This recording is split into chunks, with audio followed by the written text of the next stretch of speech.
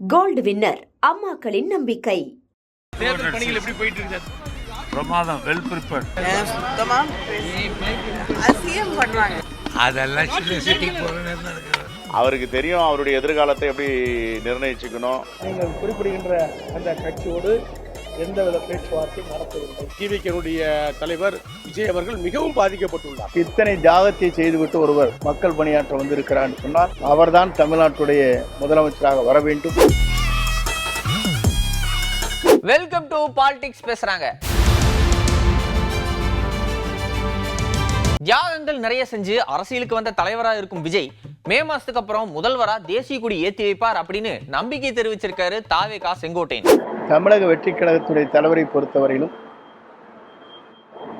திரையுலகத்தில் உச்சகட்டத்தில் இருந்து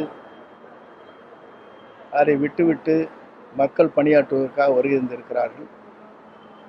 அவரை பொறுத்தவரையிலும் தமிழக முதலமைச்சர் என்ற முறையில் மக்கள் என்று ஏற்றுக்கொண்டு மக்கள் வரவேற்பு தந்து கொண்டிருக்கிறார்கள்.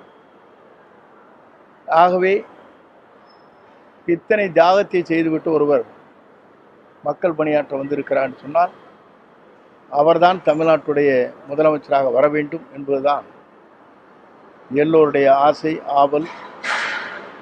அது மே மாதத்திலே தேர்தல் முடிவுகள் கிடைக்கும்.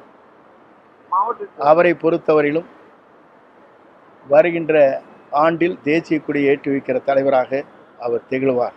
கொள்கை எதிரி வேற, அரசியல் எதிரி வேற அப்படின்னு ஆரம்பிச்சு எதுவா இருந்தாலும் எங்க தலைவர் தான் முடிவெடுப்பார் அப்படின்னு சொல்லியிருக்காரு செங்கோட்டையன். பெரும்பான்மையோட கருத்துக்கள் கேட்பது வேறு, கூட்டணி என்பது வேறு.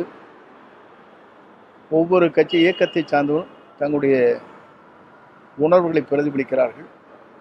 முடிவை செய்ய வேண்டியது தலைவர். யார் கூட்டணிக்கு வராங்களோ இல்லையோ, அதிமுக ராஜேந்திர பாலாஜி அவர்கள் தாவேக தலைவர் விஜய் அதிமுக கூட கூட்டணிக்கு வரணும் அப்படின்னு ரொம்ப ஆசைப்பட்டிருக்காரு போல. அவர் பேச்சுல எந்த அளவுக்கு அந்த ஆர்வம் தெரியுது அப்படின்னு பாருங்க.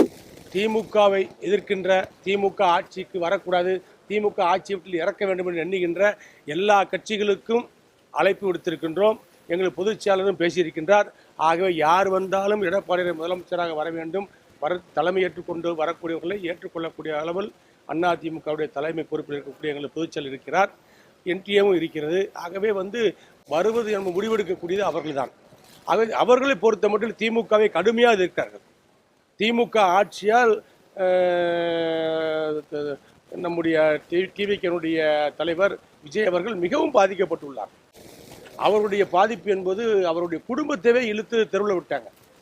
அவருடைய மனைவியை வச்சே இவர் மீது வழக்கு தாக்கல் பண்ண செஞ்சு அதை ஒரு விசாரணை மாதிரி கொண்டு அதை ஒரு பெரிய செய்தியாக்கி மீடியாக்களை விவாதமாக்கி அவரை ஒரு கேலி பொருளை ஆக்கின்ற பணியை செய்கிறார்கள். அதை அதிமுக ஏற்றுக்கொள்ளவில்லை. இது போன்ற இழிவான அரசியலை பண்ணக்கூடாது. குடும்பத்தில் உள்ள பிரச்சனைகள் 1000 இருக்கும். விஜய் அவர்கள் அரசியலுக்கு வர சொன்னால் அவருடைய அரசியல் ரீதியாக அவரை மோத வேண்டும், எதிர்க்க வேண்டும். அதை விட்டு அவருடைய குடும்பத்தை எல்லாம் பேசுவதை அதிமுக ஏற்றுக்கொள்ளவில்லை, மக்களும் ஏற்றுக்கொள்ளவில்லை. ஆகவே அவரை போன்றவர்கள், அவருக்கு நெருக்கமாக உள்ள ஊழியர்கள் இருக்கக்கூடிய எங்களிடத்தில் பேசுகின்ற பொழுது, இந்த தேர்தல் என்பது திமுக எதிர்த்து நடக்கின்ற தேர்தல், நாமெல்லாம் ஒன்றாக இருக்க வேண்டும் என்று எல்லோரும் பேசுகிறார்கள். ஆகவே நீங்கள் நினைப்பது போல் ஆச்சரியங்கள் நடக்கக்கூடிய வாய்ப்புகள் உண்டு. தாவேக தலைவர் விஜய் டெல்லி சிபிஐ விசாரணைக்கு போனதே என்டிஏ கூட கூட்டணி சேரதான் அப்படின்னு ஒரு பேச்சுவார்த்தை நடந்திருக்குது அப்படின்னு பரவலா பேசப்பட்டுச்சு. இதுக்கு முன்னாடி காங்கிரஸ் கட்சி கூட தான் பேச்சுவார்த்தை போயிட்டு இருக்குது அப்படின்னு சொல்லப்பட்டுச்சு. இப்ப என்னன்னா, தமிழக காங்கிரஸ் கமிட்டி தலைவர் அவர்கள் அப்படி ஒரு விபரீத முடிவை விஜய் எடுக்க மாட்டார் அப்படின்னு நம்புறேன் அப்படின்னு சொல்லியிருக்காரு. அவருக்கு தெரியும் அவருடைய எதிர்காலத்தை எப்படி நிர்ணயிச்சுக்கணும், எப்படி ஏற்படுத்திக் கொள்ள வேண்டும் என்று. அப்படி ஒரு அபாயகரமான தற்கொலை முடிவை எடுக்க மாட்டாருன்னு நான் முழுமையா நம்புறேன்.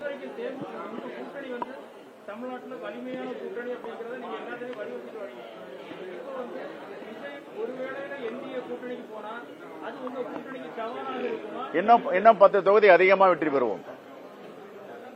நான் தமிழ்நாட்டு மக்கள் அவ்வளவு விவரம் இல்லாதவங்களா? அவ்வளவு இன்னும் நாடகம், எவ்வளவு பேச்சு, அதெல்லாம் பார்ப்பாங்கல்ல. அவரே சொல்லியிருக்காரு, ஐடியாலஜிக்கல் எனிமி. தமிழ் என்ன சொல்லியிருக்காரு சொல்லுங்க சார், பத்திரிகையாளர் நீங்க தானே சொல்லணும். கொள்கை எதிரி, கொள்கை எதிரி, கொள்கை எதிரி கிட்ட போய் எப்படி போக முடியும்? கேட்பாங்களா? நேற்று வரைக்கும் கொள்கை எதிரிட்டு நீங்க போறீங்களா கேட்பாங்களா? கேட்க மாட்டாங்களா? தமிழ்நாட்டு மக்கள் அவ்வளவு விவரம் இல்லாதவங்களா? ஏங்க இன்னும் சொல்லி அந்த வாயில வார்த்தை வந்து கூட இன்னும் ஆறாம இருக்கு, கொள்கை எதிரி எப்படி போவாங்க? அதெல்லாம் போக மாட்டாங்க. ரைட். தாவேகா கூட என்டிஏ கூட்டணி பேச்சுவார்த்தை பேசிட்டு இருக்காங்க அப்படின்னு பேசுறவங்களுக்கு பதில் சொல்ல முடியாதுன்னு ஒற்றை வார்த்தையில பதில் சொல்லியிருக்காங்க பாஜக குஷ்பு. தொடர்ச்சியா வந்து பாத்தீங்கன்னா தாவேகா தலைவர் விஜய் வந்து என்டிஏ கூட்டணிக்குள்ள அழைத்து வரணும்னு சொல்லிட்டு பேசிட்டு இருக்காங்க. பேசுறவங்களுக்கு பதில் கொடுக்க முடியாது. தாவேகா செய்யறது என்ன வகையான அரசியல் அப்படின்னு விஜய விளாசி தள்ளியிருக்காரு சிபிஎம் சண்முகம். இப்படியெல்லாம் மக்கள் ஒற்றுமையா இருக்கக்கூடாது.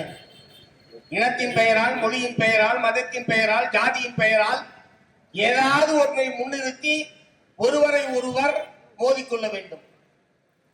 மக்கள் ஒற்றுமையாக இருக்கக்கூடாது.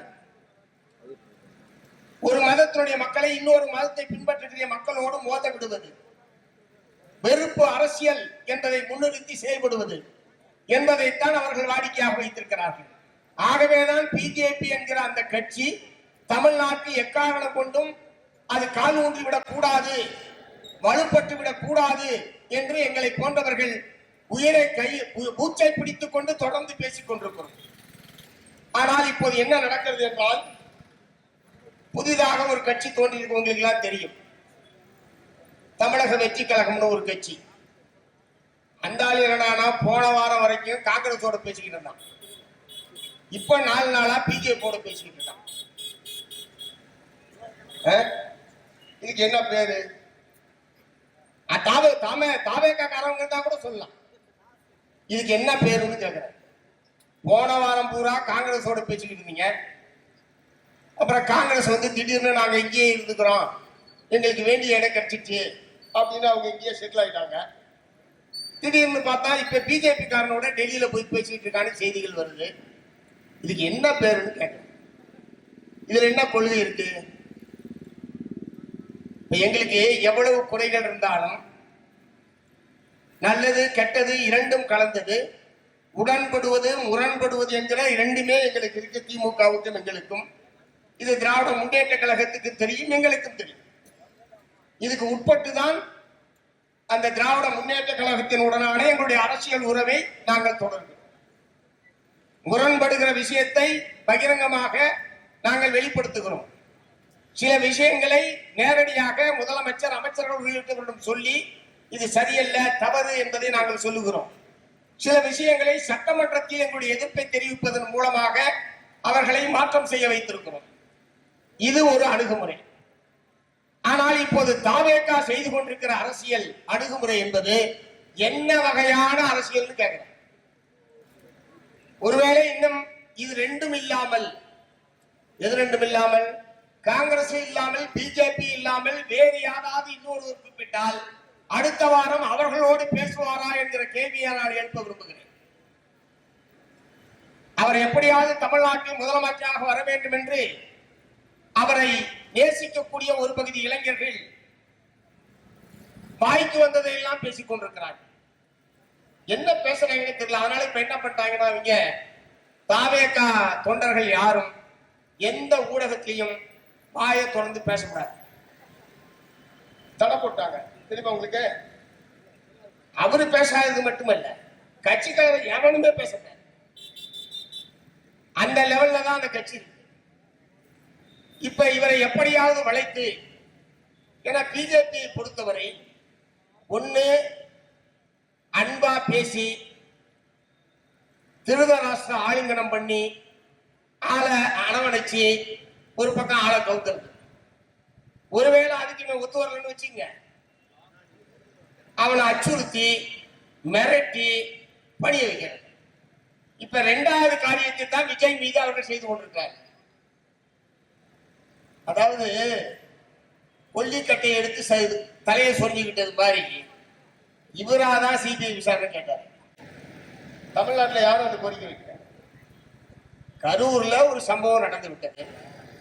41 பேர் மரணம் அடைந்து விட்டார்கள். பெரும் துயரமான ஒரு நிகழ்வு.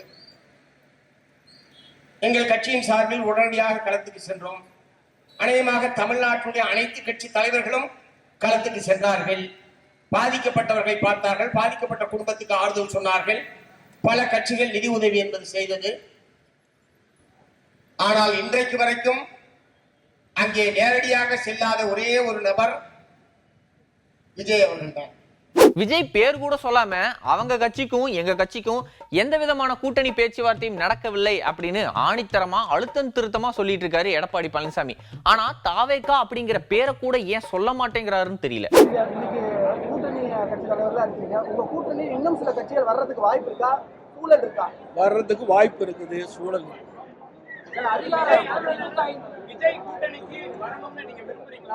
சார், நான் ஏற்கனவே சொல்லிட்டேன். அதாவது இதுவரை அனைத்து இந்திய அண்ணா திராவிட முன்னேற்ற கழகம் அல்லது எங்கள் கூட்டணி கட்சியை சேர்ந்த தலைவர்கள் இந்த நீங்கள் குறிப்பிடுகின்ற அந்த கட்சியோடு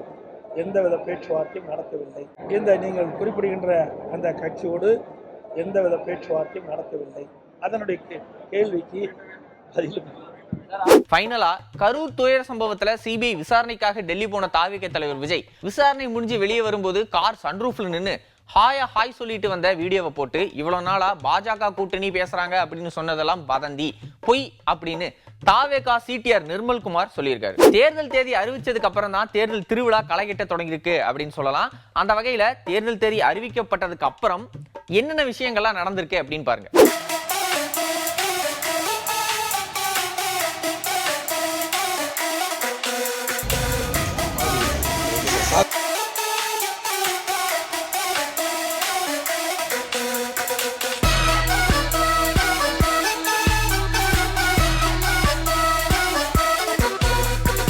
கண்டிப்பா ஓட் போடுங்க.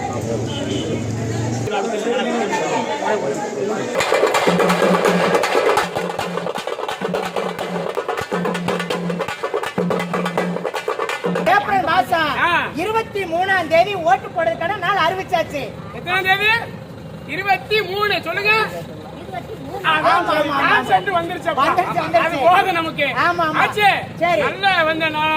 காசு கொடுத்து ஓட்டு போடக்கூடாது, ஓடக்கூடாது. அங்கிட்டு திரும்புங்க, காசு கொடுத்து ஓட்டு ஓடக்கூடாது. நல்ல தலைவரை தேர்ந்தெடுக்கணும். யாருக்கு ஓட்டு போட்டு சொல்லக்கூடாது, போய் உங்களுக்கு தான் போட்டேன் அவனுக்கு தான் போட சொல்லக்கூடாது. இன்னைக்கு மாதிரியே யாரெல்லாம் அரசியல் பேசுறாங்க, அதாவது பாலிடிக்ஸ் பேசுறாங்க அப்படிங்கிறத அடுத்த எபிசோட்ல பார்க்கலாம். அதுவரை நன்றி, வணக்கம். கோல்டு வின்னர் அம்மாக்களின் நம்பிக்கை.